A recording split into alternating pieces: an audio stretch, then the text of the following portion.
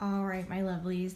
So as part of the garden project that we're doing, we've started some planting here. And well, it's kind of a royal we, me, myself, and I do have volunteers that are going to help out a little bit, but mostly I'm doing all the work here and having a blast doing it. So I started out some of the seeds in little eggs. And what I did was painstakingly cracked open eggs as I was cooking them to take the tops off, rinse them out, and set them aside to use them later.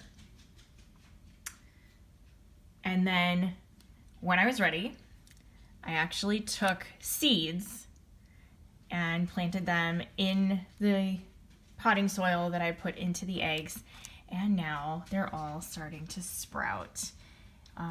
This is kind of the second run of stuff that I've done here. The basil is finally coming up. Seems like the herbs have kind of taken their time. I've got a few eggplants going, another zucchini, some oregano, chives here in the back, cilantro, spinach. And these pots here are ones that started out like this. And once they get to about the point that the spinach is right now, and even the cilantro, they need to be transplanted into something larger. Or if you're doing this later in the spring, you can put these right in the ground.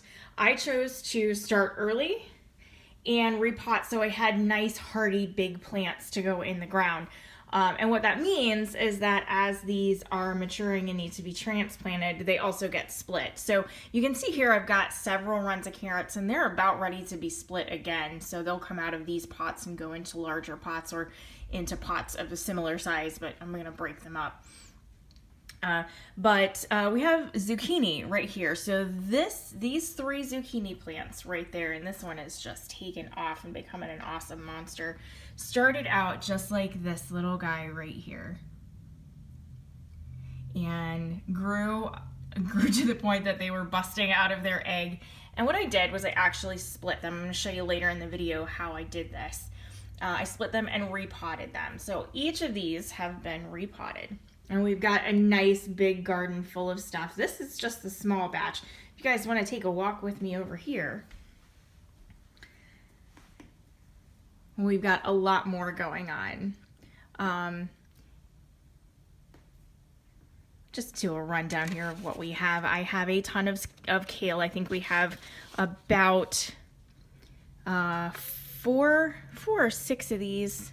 I've got about six of the kale plants that were repotted. So these started out as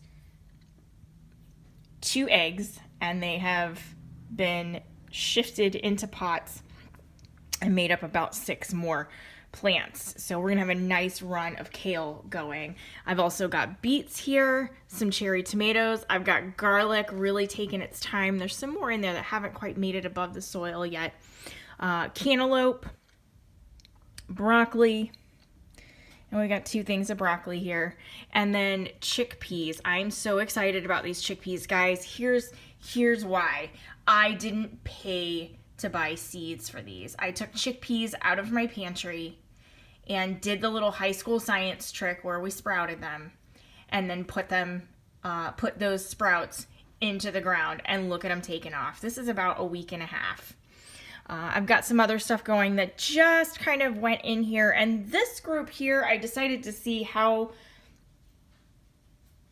they would grow from just the seeds in these containers versus starting them out in the eggs. Now, the eggs benefit by giving more nutrients, calcium, and things like that from the eggshells into the soil as they're growing. And then, of course, that whole eggshell gets put down into the planter. You can see we've got some eggshell right there popping up.